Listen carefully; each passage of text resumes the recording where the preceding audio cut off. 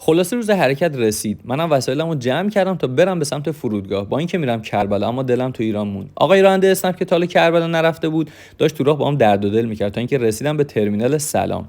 وارد سالن فرودگاه شدم تا بتونم کارت پرواز بگیرم. چمدونمو تحویل بار دادم تا راحت‌تر سفر کنم و اومدم پرداخت عوارض خروج از کشورمو انجام بدم. اینجا چند تا دستگاه براتون گذاشتن که میتونید عوارض خودتون رو تو سالن فرودگاه پرداخت کنید. البته 1 رو 20 دقیقه زمان به روش سیستم بشینه و این برگه ملاک نیست. اینجا هم یه موکب مشغول برپایی بود تا اینکه مهر خروج از کشور تو گذرنامه‌ام ثبت شد. اومدم تا خودمو به سالن خروج برسونم و سوار هواپیما بشم.